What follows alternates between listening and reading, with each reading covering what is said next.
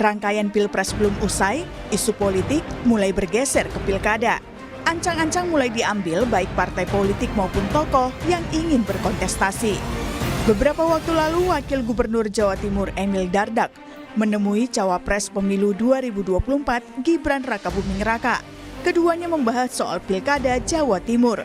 Ketua DPD Partai Demokrat Jawa Timur ini mengaku sudah mengantongi rekomendasi untuk kembali mendampingi Khofifah Indar Parawansa maju di Pilkup Jawa Timur pada November mendatang. Kalau Bu Khofifah sudah hampir semua yang mendukung Mas Gibran dan Pak Prabowo kemarin, alhamdulillah sudah menyampaikan dukungannya kepada Bu Khofifah. Dan Bu Khofifah tentu juga salah satu tentu yang beliau akan segera kalau ke Jawa Timur ketemu nggak boleh dengan Khofifah juga. Artinya nanti tetap berdampingan dengan Mas Emil lagi kan? Ya ini yang sedang kami bahas. Saya sudah menerima rekomendasi untuk mendampingi Bu Khofifah. Lain lagi di Jakarta, Wakil Ketua Umum Partai Golkar Ridwan Kamil yang akrab dipanggil Emil sepertinya mulai tes ombak maju di Pilkada Jakarta. Ridwan Kamil memasang baliho yang memuat foto dirinya membawa ransel. Tak hanya itu, ada pula percakapan yang menyebut Emil sedang OTW Jakarta. Sontak publik menilai jika Ridwan Kamil sedang bersiap ikut kontestasi Pilkada Jakarta. Partai Golkar tak memungkiri memberi mandat kepada Ridwan Kamil untuk maju di Pilkada Jakarta. Ketua DPP Partai Golkar, Aceh Hasan Sadzili mengaku jika Golkar memberi mandat kepada dua kadernya, yaitu Ridwan Kamil dan Ahmed Zaki untuk maju di Pilkada. Tapi Golkar juga berharap Emil kembali maju di Pilkada Jawa Barat. Partai Golkar memberikan penugasan kepada keduanya untuk maju menjadi calon Gubernur DKI Jakarta. Tetapi Pak Emil juga ditugaskan oleh Partai Golkar selain di DKI Jakarta juga di Jawa Barat. Ya. Jadi bagi Pak Emil memang dari sejak awal sudah diberikan pilihan apakah beliau akan maju menjadi calon Gubernur DKI Jakarta atau kembali menjadi Gubernur Jawa Barat. Harus disempurnakan kemenangan Partai Golkar ini dengan pemilihan kepala daerah di Jawa Barat, di mana Kang Emil kita harapkan bersedia kembali untuk menjadi calon kepala daerah di Provinsi Jawa Barat. Keinginan Emil ini ditanggapi pula oleh Bendahara Umum Partai Nasdem Ahmad Syaroni. Meski tak tegas menyatakan akan maju di Pilkada Jakarta, tapi Syahroni yang mengaku asli Jakarta ini menyebut jika Ridwan Kamil adalah lawan yang mudah jika bersaing di Pilkada. Dan Kamil kan bilang mau OTW Jakarta. Nah, saya udah di Jakarta. Ini bukan enggak kan kalau mungkin Ridwan Kamil mau maju Gubernur Jakarta. Dia kan OTW dari Bandung ke Jakarta. Kalau gua kan dari Jakarta. Lebih mudah Jakarta. Berarti sinyal maju nih, Bang. Antara maju dan tidak, sama kayak Ridwan Kamil. Kalau Ridwan Kamil kan baru mau maju Jakarta. Kalau gue kan udah di Jakarta, jadi gue gak anytime gampang gitu. Kalau Ridwan Kamil doang mah gampang lah lawannya, terlalu mudah. Lalu akan seperti apa sengitnya persaingan pilkada nantinya? Tim Liputan, Kompas TV.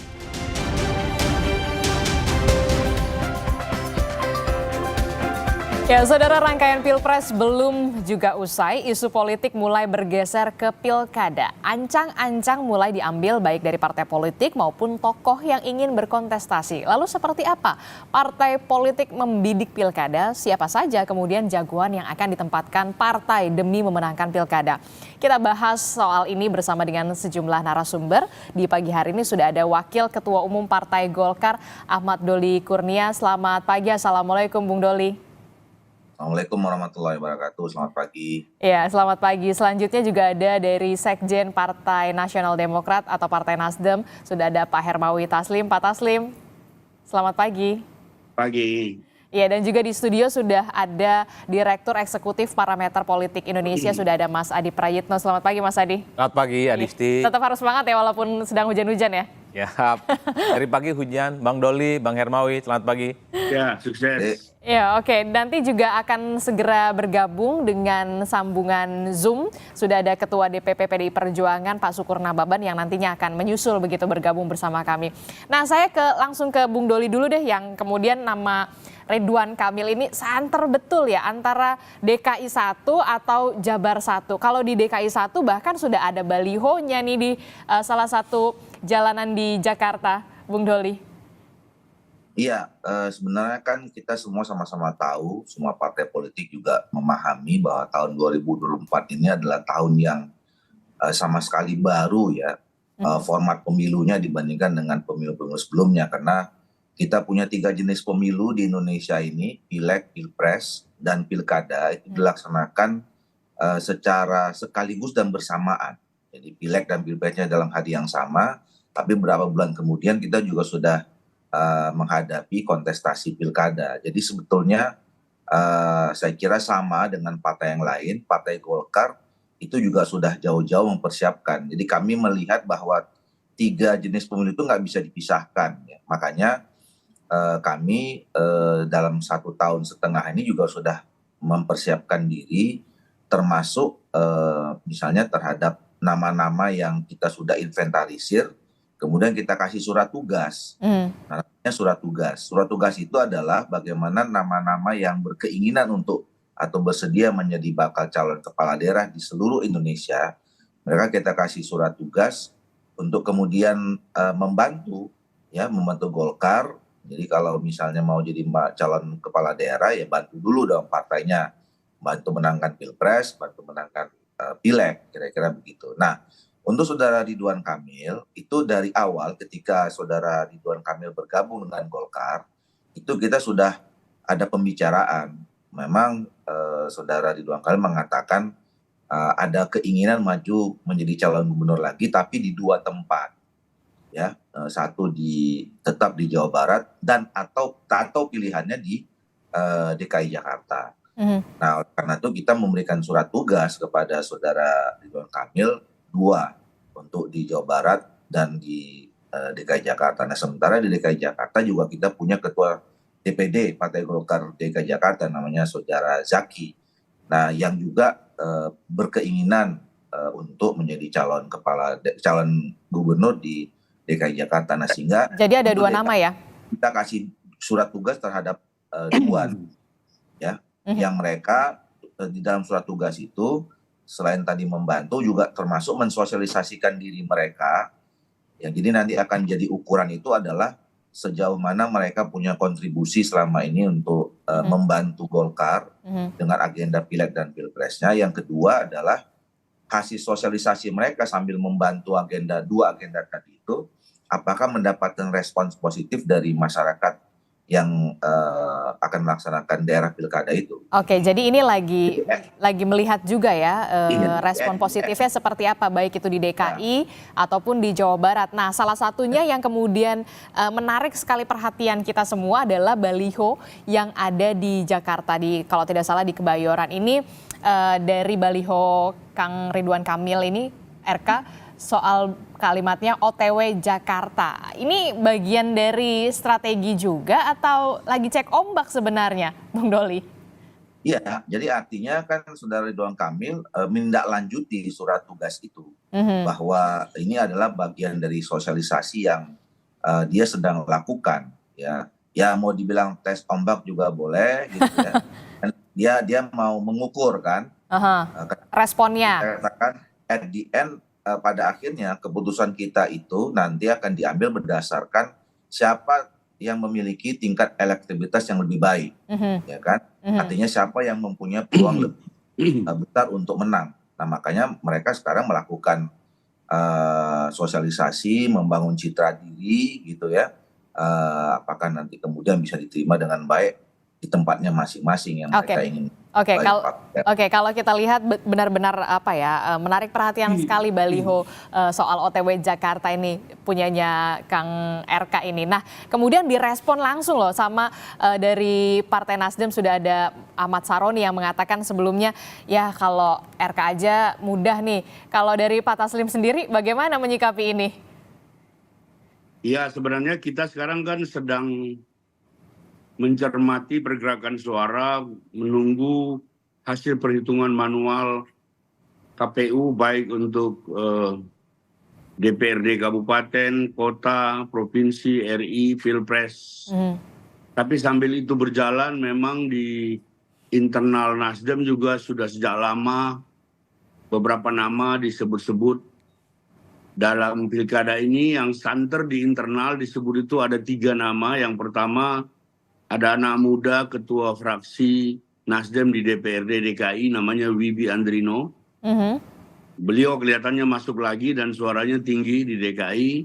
Yang kedua ada tokoh perempuan Oki Asokawati. Oki ini 10 tahun berpengalaman di DPR. Betul. Dan yang paling santer dan paling sering disebut bahkan hampir setiap minggu penggemarnya datang di DPP ya Ahmad Saroni.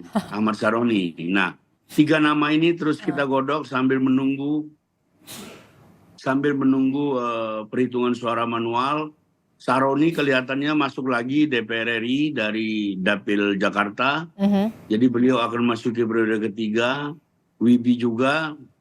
Tapi terus kita lakukan pendekatan baik dengan mereka maupun dengan partai-partai lain.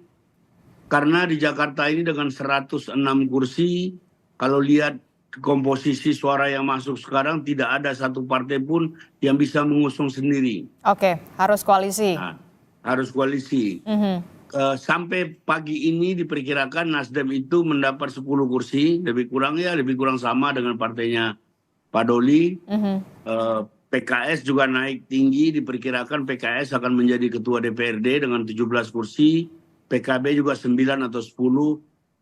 Saya dapat kabar minggu depan itu ada pertemuan 01 tingkat DKI. Jadi kita ingin membangun tradisi baru, kalau bisa koalisi ini lebih permanen dari yang sebelumnya. Jadi pimpinan Partai Nasdem, pimpinan Partai PKB, pimpinan Partai PKS tingkat di Jakarta akan rapat minggu depan. Mereka coba bicara banyak hal tingkat DKI. Nah, ini akan semakin menarik. Yang jelas nanti kalau penentuan calon Nasdem itu ya kita juga berbasis survei. Sehingga kita tunggu saja dinamikanya. Tapi yang jelas catatan yang penting adalah dalam pemilu kali ini 3 partai 01 itu naik cukup tinggi. Naik cukup tinggi. Itu tanda-tanda yang baik menurut kami. Pak Taslim, tapi ini kalau untuk nama Bang Saroni ini kan mencuat sekali ya, apalagi kemudian. Ya, benar. Nah, apakah betul nanti Nasdem akan memajukan nama Saroni ini untuk Pilkada DKI Jakarta? Apalagi kemudian Bang Saroninya sudah bilang kalau saya ini sudah di Jakarta, kalau RK ini baru OTW Jakarta, anytime saya bisa. Iya, jadi beberapa catatan tentang Saroni, dia memang dapil Jakarta, tinggal di Jakarta, dan di antara 3 nama tadi hanya beliau adalah bendahara DPP, pimpinan Komisi 3 juga. Jadi Saroni memang punya peluang besar, tapi terlalu pagi untuk mengatakan kepastian tentang itu. Kami terus mencermati, terus kita bangun sosialisasi. Nanti pada akhirnya kita akan survei dan kita lihat masukan-masukan dari bawah. Tapi yang saya mau mengatakan Pak Saroni memang salah seorang kandidat yang cukup menonjol di Nasdem. Ada nama Mas Adi, ada nama Bang Saroni, ada nama Ridwan Kamil. 2 nama ini yang kemudian beberapa hari terakhir ini cukup santer ya, apalagi untuk Pilkada DKI, merebut DKI 1. Anda melihat peluangnya seperti apa, Mas Adi? Ya, saya kira memang semua partai politik sepertinya sedang berusaha untuk melakukan beauty contest internal ya. Ini supaya untuk melakukan kerja-kerja politik, tentu untuk persiapan maju pilkada serentak secara nasional. Ada sekitar 545 pemilihan kepala daerah secara serentak di 2024 ini, Adisti. Oleh karena itu tentu partai-partai ini kan harus siap betul ya menghadapi pilkada yang menurut saya cukup luar biasa. Nah, spesial di Jakarta memang ini muncul nama-nama besar ya, seperti Pak RK, kemudian ada Pak Syahroni. Ini kan sebenarnya kalau disebut penugasan sebagai upaya untuk melakukan konsolidasi dan kerja-kerja politik. Dan saya termasuk yang meyakini bahwa soal maju tidaknya Ridwan Kamil, Syahroni ataupun nama-nama lainnya, tentu nanti sangat tergantung dua hal. Pertama, rekomendasi partai. Yang kedua adalah elektabilitas partai. Elektabilitas perolehan masing-masing kandidat maksud saya. Dua hal yang seringkali menjadi ukuran penting apakah seseorang kader partai itu akan diusung atau tidak dalam pilkada. Betul. Percuma misalnya partai akan mengusung kandidat internal, kokoh di dalam, tapi kalau resultante dan penerimaan publik di daerah tertentu dia ditolak. Kalau mau jujur sebenarnya bicara tentang Ridwan Kamil, sebaiknya memang pertarungan di Jawa Barat jauh lebih mudah untuk dilakukan. Pertarungan di Jawa Barat? Di Jawa Barat, karena memang kita harus akui 85% masyarakat di Jawa Barat mengaku puas dengan kinerja Ridwan Kamil. Artinya apa? Kalau Pak Ridwan Kamil tanding ulang di Jawa Barat, rasa-rasanya nggak terlampau kerja dari awal lagi. Tapi agak beda kalau di Jakarta. Di Jakarta ini kan selalu menjadi semak belukar politik yang selalu menenggelamkan nama-nama besar.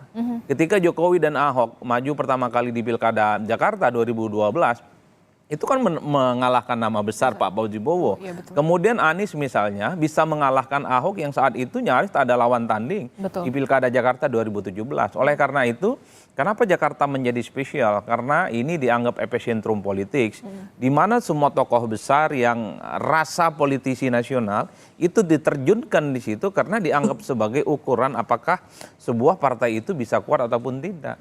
Jadi wajar kalau kemudian nama-nama seperti Ridwan Kamil, ada Syahroni, kalaupun toh disebut di luar itu, Pak Anies Baswedan belakangan disebut lagi itu sangat potensial maju kalau misalnya kalah di Pilpres. Dan bahkan sudah mulai muncul flyer-flyer di mana-mana. Ini pasangan rekonsiliatif Pilkada 2024. Anies Baswedan dan Ahok misalnya. Ini yang kemudian ramai. Bahkan ya Pak Ridwan Kamil. Kamil. Kita lihat responnya dulu. Betul. Bahkan misalnya Pak Ridwan Kamil ini sudah diproyeksikan akan bergandengan dengan Pak Heru yang saat ini jadi PJ misalnya. Ini kan suara-suara yang sudah mulai muncul. Tapi bagi saya secara prinsip memang terlampau prematur sebenarnya kalau kita bicara tentang kira-kira siapa sosok yang akan maju di pilkada, termasuk di Jakarta. Tapi partai sedang membidik betul wilayah-wilayah kunci yang sepertinya akan menjadi prioritas untuk dipertandingkan. Nah, saya kira di situ bacaan saya. Oh, itu tadi soal RK kalau Mas Adi mengatakan kalau mau main aman itu kan Jawa Barat. Tapi kalau memang mau lebih ininya soal epicentrum politiknya ya di DKI. Nah, kalau nama Syahroni sendiri dari Partai Nasdem, Anda melihatnya seperti apa? Kalau di survei saya 9 bulan yang lalu, nama Pak Syahroni ini muncul bersamaan dengan munculnya Bu Airin Rahmidiani ya. Dua nama yang dulu ada billboard, ada baliho yang saya kira memang selalu diproyeksikan dengan Pilkada Jakarta. Tapi kan belakangan nama soal siapa calon internal di Golkar misalnya, ini kan mengerucut pada dua nama. Bu Airin sepertinya digeser agak ke pinggir dikit di Banten, itu tempat saya Mbak. Dan fotonya itu udah gede-gede betul, buka pintu, buka halaman sudah ada itu baliho dan billboardnya. Nah Pak Syahroni sepertinya memang harus melalui satu kerja politik yang keras karena sudah muncul dua nama lagi. Mas Wibi itu harus diakui adalah orang yang digandrungi anak muda di Jakarta, perolehan pilihnya signifikan termasuk misalnya Mbak Oki yang saya kira adalah politisi yang cukup berpengalaman. Tapi bagi saya nama-nama ini adalah yang diproyeksikan untuk melakukan kerja-kerja politik. Kira-kira siapa yang paling tinggi elektabilitasnya, penerimaan publiknya juga kuat, dia akan dimajukan nanti pada pilihan politiknya. Begitupun dengan nama-nama lain, PKS saya kira akan mengunculkan nama-nama besar. Misalnya Mardhani Alisera sudah muncul namanya, bahkan mantan gubernur NTB Zulkifli Mansyah juga disebut-sebutkan sebagai orang yang sangat mungkin diproyeksikan. Ini kan soal bagaimana merancang strategi pemenangan di daerah-daerah tertentu. Tapi yang jelas biasanya partai sudah memberikan mandat khusus kepada kader terbaiknya untuk bekerja secara politik, meyakinkan rakyat, sosialisasi, tingkatkan popularitas, tingkatkan elektabilitas, di ujungnya akan diputuskan maju tidaknya atau menentukan dia akan maju di daerah mana ataupun di tempat yang lain yang tingkat probability kemungkinan kemenangannya akan didapatkan dengan mudah. Oke, jadi apa upaya yang sedang dilakukan oleh Bang Syahroni saat ini, kemudian upaya yang dilakukan saat ini dilakukan oleh Kang Emil, apakah ini juga bisa dikatakan ini cek ombak dulu, lihat dulu respon dari DKI 1, dari warga DKI?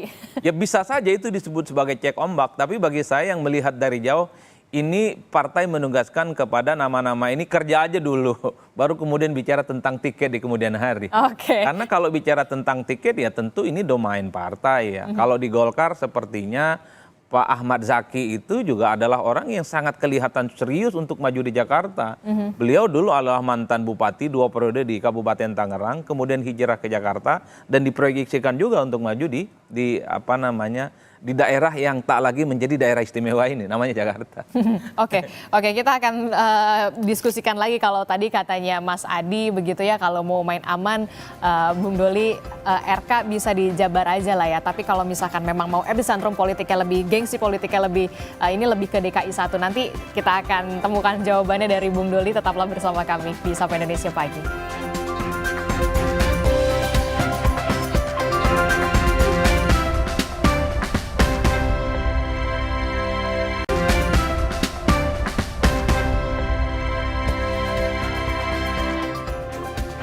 Terima kasih Anda masih bersama kami di Sapa Indonesia Pagi. Saudara, kita masih membahas walaupun memang proses pemilu untuk Pilpres dan juga Pileg ini masih terus berjalan, tapi yang kemudian partai politik tengah membidik soal Pilkada. Yang kemudian menjadi fokus adalah epicentrum politik adalah bagaimana Pilkada DKI Jakarta. Kita akan masih membahasnya bersama, kalau dari Partai Golkar ada Bung Doli, dan kemudian dari Partai Nasdem sudah ada Pak Hermawi Taslim, di studio juga ada Mas Adi Prayitno. Menyambung perbincangan kita tadi Bung Doli. Bung Doli, ini kalau kata Mas Adi, kalau Kang Emil, RK ini kalau mau aman ya dijabar karena sudah berpengalaman gitu ya, sudah ibaratnya ya sudah playgroundnya lah begitu ya. Nah kalau untuk di DKI 1 itu bagaikan semak belukar. Respon Anda Bung Doli? Ya memang kalau mau Golkar menang mudah di satu daerah, misalnya udah jelas di Jawa Barat, ya kita akan mendukung mencalonkan Ridwan Kamil di Jawa Barat. Tetapi juga kami punya ya obsesi ya, karena selama ini kan kami di DKI ini belum menunjukkan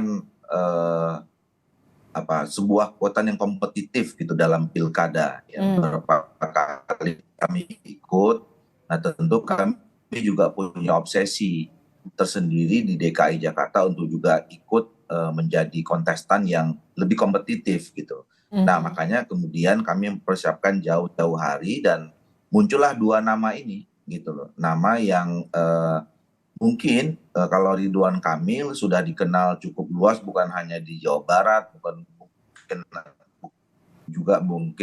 hanya di DKI Jakarta, tetapi juga di seluruh Indonesia bahkan mungkin ya. Nah oleh karena itu yang kedua, mereka adalah orang-orang yang juga punya pengalaman, punya prestasi di tempatnya masing-masing. Jadi saudara Ridwan Kamil tadi tingkat kepuasan di Jawa Barat juga cukup baik sampai sekarang ini. Saudara Zaki juga selama mungkin di Kabupaten Tangerang juga dinilai cukup bagus prestasinya, pernah juga jadi anggota DPR. Jadi mereka secara kapasitas juga sudah kami anggap mumpuni untuk memahami situasi Jakarta dan kemudian memimpin Jakarta untuk menyelesaikan berbagai persoalan dan kemudian memajukan baik lagi buat DKI Jakarta. Oke, kalau Bung Doli mengatakan Golkar bisa dikatakan obsesi begitulah ya, kalau apalagi DKI 1 begitu. Nah kalau Pak Taslim sendiri, apakah kemudian lebih realistiskah membuka peluang untuk koalisi dari nama Partai Nasdem? Mungkin ada tadi Anda sebut ada 3 nama, dan figur seperti apa yang kemudian menjadi pertimbangan oke, kita mengusung atau mendukung salah satu partai politik untuk berkoalisi juga. Seperti apa pertimbangannya nanti? Ya, jadi kalau koalisi menurut saya dengan konfigurasi perolehan suara di DKI, semua partai pasti koalisi. Tidak ada yang bisa sendiri. Diperkirakan kursi terbesar dan akan jadi ketua DPRD itu sementara ini ya, berdasarkan suara yang masuk itu 17 PKS. PKS saja yang akan menjadi ketua DPRD harus koalisi. Jadi koalisi itu sebuah keniscayaan. Nah, tapi terlalu pagi untuk kita lebih maju dari pernyataan itu. Makanya kami mengatakan kami mulai dengan koalisi 01. Minggu depan sudah ada pembicaraan antar 3 pimpinan 01 tingkat DKI. Kemudian komunikasi jalan terus. Kita lihat saja nanti bagaimana endingnya. Tapi dan 3 calon yang kami sebut tadi juga belum secara tegas menyatakan kesediaannya. kemarin saya bicara dengan Wibi bilang mau konsentrasi dulu menjalani periode kedua di DPRD. Ya. Kalau Sahroni kan orangnya kan dari dulu seperti itu, dia rileks menanggapi balihonya di mana-mana, bahkan aku mimpi jadi presiden dipasang di mana-mana. Jadi tapi saya senang ya dialog yang terjadi antara Sahroni dengan RK di medsos itu kan menunjukkan politik yang lebih dewasa, lebih matang, lebih cair, dan seharusnya politik seperti itu. Oke. Komunikasi dengan rileks, dan itu melibatkan banyak sekali netizen. Lepas dari siapa mendukung siapa, tapi suasana ini harus terus kita pertahankan sebagai bagian dari tradisi politik baru. Kalau koalisi sama Golkar gimana nih? Kan tadi Pak Taslim udah bilang komunikasi RK sama Bang Sahroni aja udah cair nih. Iya, kita malah di pilkada kemarin itu banyak sekali kita koalisi dengan Golkar, memenangkan banyak pilkada di Golkar. Kita dengan siapa saja, tapi nanti tergantung chemistry yang kita mau bangun. Kalau Anda tahu ya, banyak sekali tokoh Golkar, ex-tokoh Golkar di Partai Nasdem, dan bagi kita biasa saja. Kita tidak ada halangan untuk berkoalisi dengan siapapun dalam event-event tertentu sepanjang semua bertingkat baik bagi kepentingan bangsa dan negara. Saya kira semua mungkin, tetapi memang terlalu pagi untuk kita bicara lebih lanjut. Kita sedang menunggu hitung-hitungan suara. Saya ulangi, kalau sampai hari ini kalau nanti tidak ada perubahan, PKS itu akan mendapat 17, PKB 10 sama-sama Bung Doli, Nasdem 10, PKB 9. Jadi kalau kami melanjutkan koalisi Pilpres itu bisa. Tetapi yang lain juga tetap terbuka. Kan ini kita terus bernegosiasi dengan kawan-kawan. Gimana nih Bung Doli? Ya, kalau Partai Golkar sebenarnya ya partai terbuka ya. Dalam setiap event politik kami membuka diri untuk membangun kerjasama politik dengan siapa saja ya. Nah, termasuk di pilkada. Tadi juga Pak Taslim mengatakan dalam pilkada-pilkada sebelumnya kan pembangunan koalisi itu memang sangat cair ya. Kadang-kadang jauh berbeda dengan bangunan koalisi di Pileg dan di Pilpres gitu. Jadi karena itu akan melihat situasi di daerah masing-masing gitu. Dan ini kita semua partai politik sudah punya pengalaman, bisa berbeda di Pilpres, juga bisa berbeda di pilkada gitu. Nah, tapi menariknya kan di tahun 2024 ini antara Pilpres dengan pilkada itu kan berdekatan. Jadi artinya koalisi atau kerjasama yang dibangun oleh antar partai politik di Pilpres ini kan masih hangat-hangatnya menjelang pilkada. Jadi wajar saja saya kira pembicaraan yang paling dekat itu pasti dengan koalisi di Pilpresnya. Gitu. Sama juga dengan kami, waktu kami membangun koalisi juga dengan Koalisi Indonesia Maju sudah juga termasuk membicarakan pilkada sebetulnya. Jadi mungkin start pembicaraan itu di koalisi yang sudah terbangun di masing-masing Pilpres. Tapi sekali lagi yang namanya politik, kerjasama antar partai politik itu sangat cair, sangat terbuka, termasuk Partai Golkar sangat dimungkinkan juga berbicara sama dengan tadi yang disampaikan oleh Pak Taslim. Tentu kami juga ada pembicaraan awal dulu dengan teman-teman di koalisi Indonesia dalam pilkada. Mas Adi, Anda melihatnya gimana kalau dari perbincangan ini? Kalau kita lihat kan komunikasi antara RK dan juga Bang Sahroni ini kalau di media sosial cair sekali. Peluang mereka berdua gimana? Walaupun memang diutamakan koalisi di Pilpres dulu nih, tapi kan tidak menutup kemungkinan juga bisa-bisa bersatu.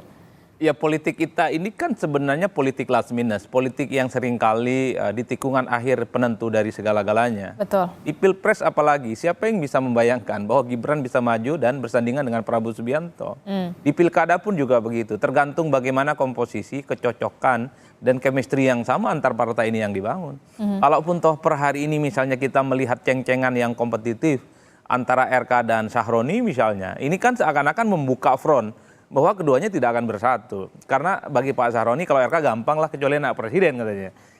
Itu kan pernyataan-pernyataan yang cukup satir bahwa yang menganggap persaingan di Jakarta ini ya cukup terbuka. Sekalipun publik juga tahu bahwa RK ini punya nama besar, kalibernya sudah tokoh nasional dan bukan hanya di Jakarta dan Jawa Barat, tapi di tempat-tempat lain juga populer ya. Tapi bagi Syahroni ini Jakarta, ini adalah rimba belukar yang saya kira memang sangat memungkinkan siapapun yang bertanding dan tak diunggulkan di awal itu bisa memenangkan pertarungan secara politik. Bagi saya adalah apakah berpasangan atau tidak Golkar dan Nasdem, apakah akan saling berhadap-hadapan. Ini tentu sangat tergantung bagaimana keputusan elit nanti di ujung sebenarnya, terutama di keputusan DPP. Bahkan di internal partai sekalipun, per hari ini kan kita tidak bisa membaca secara hitam putih. Kalau bicara Jakarta, apakah Ridwan Kamil ataukah Pak Zaki Iskandar? Nama dua besar yang menurut saya sama-sama cocok. Per hari ini pun juga kita tidak pernah bisa simpulkan hitam putih.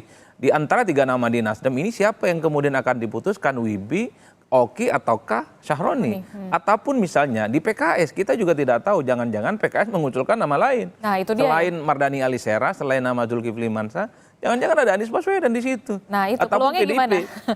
Kan orang tidak bisa berhitung hitam dan putih, ataupun PDIP. Jangan-jangan Ahok juga mau coba dimajukan kembali. Ada Pak Jarod, ada Bu Risma. Dua nama lain yang seringkali dikaitkan dengan Jakarta.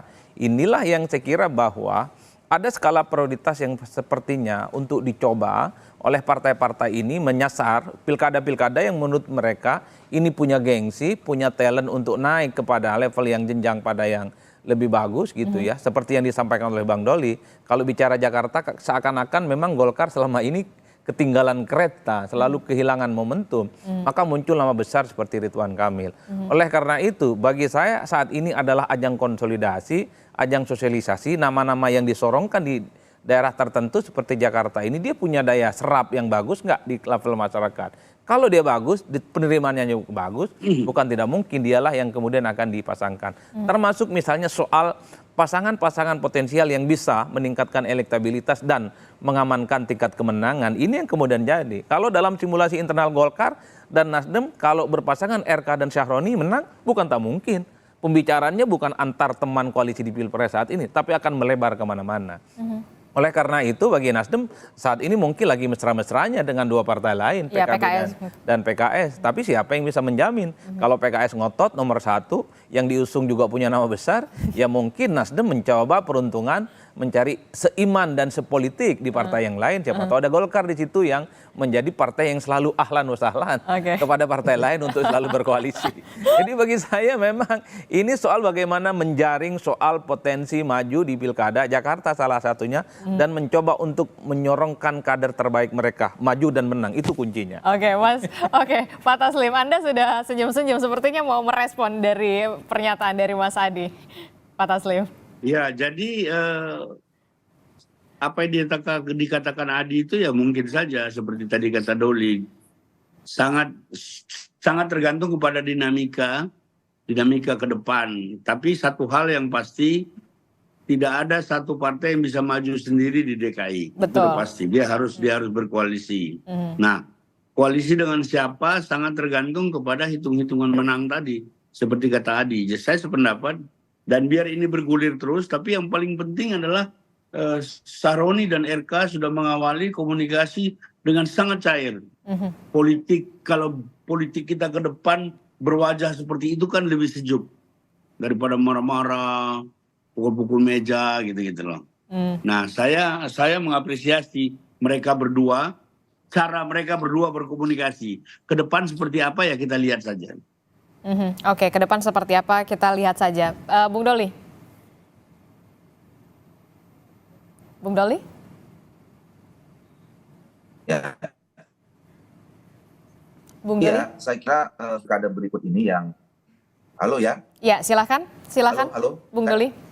Ya, saya kira kita semua dalam menghadapi pilkada ini kan pilkada yang baru pertama kali serentak secara nasional, 514 kabupaten kota dan 37 provinsi di luar Yogyakarta ya. Jadi dinamikanya sangat tinggi gitu, apalagi kita baru menyelesaikan Pileg dan Pilpres yang juga dinamikanya sampai sekarang belum selesai gitu ya. Nah, oleh karena itu memang dibutuhkan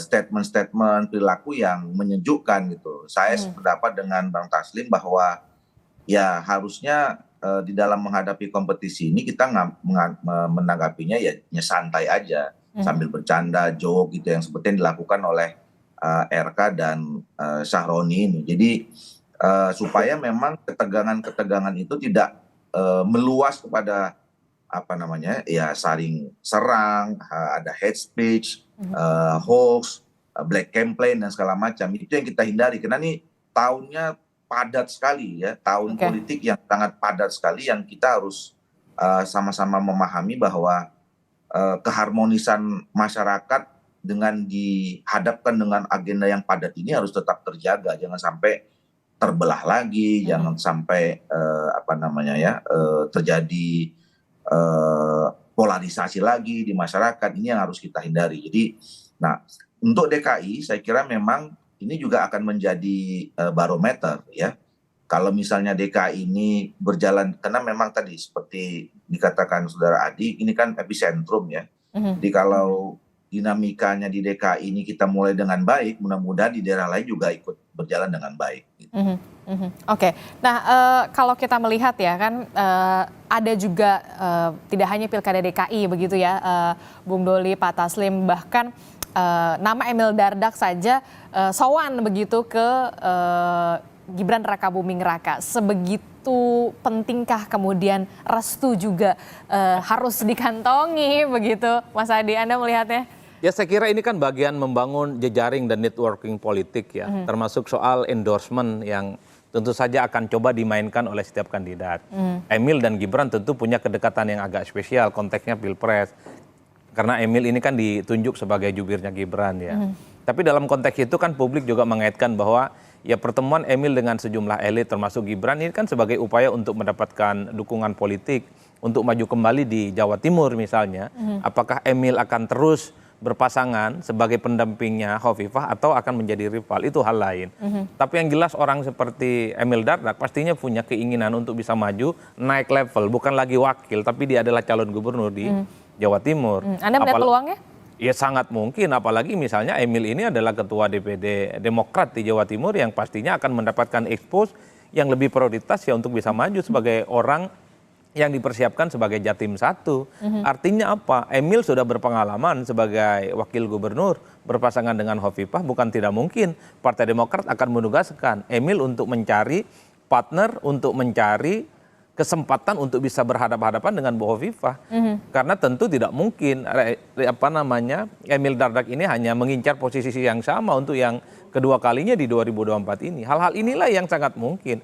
Apalagi pada saat yang bersamaan kita tahu Demokrat ini sangat mungkin menjadi bagian dari koalisinya Prabowo Gibran nanti setelah pelantikan gitu. Yang semakin membuat posisi Partai Demokrat mungkin mendapatkan kesempatan, mendapatkan support dan juga kekuatan secara moral dan politik. Jadi ini yang menurut saya bagaimana partai-partai ini kan sedang menurunkan kader-kader terbaik mereka untuk bekerja dan sosialisasi dan nantinya akan diputuskan maju sebagai calon gubernur 1 ataukah calon wakil gubernur yang kemudian akan dipertandingkan di berbagai daerah termasuk di Jawa Tengah. Kader Bang Doli sudah mulai muncul. Misalnya Bupati Kendal Pak Diko gitu sudah mulai dimunculkan. Kemudian di Banten ada nama Bu Airin gitu ya. Dan seterusnya dan seterusnya. Ini menurut saya menarik memang karena kalau kita membaca secara kecenderungan rata-rata secara umum, salah satunya Golkar, biasanya yang dipersiapkan untuk maju di Pilkada adalah mereka yang saat ini bertanding di Pileg. Misalnya Bu Airin maju dulu tuh anggota Dewan, Zaki maju dulu anggota Dewan. Ada step by stepnya? Ada step by stepnya. Ini semacam uji materi soal kekuatan politik mereka di daerahnya masing-masing. Mbak Zaki yang orang Kabupaten Tangerang, majunya di Jakarta. Di Jakarta yaitu, Jakarta 3 kalau tidak salah. Jakarta Barat dan kemudian Jakarta Utara. Ini kan uji materi. Pak Zaki kalau maju Jakarta tes dulu. Diterima apa enggak? Terpilih atau tidak? Rasa-rasanya ini yang sedang dicoba oleh semua partai.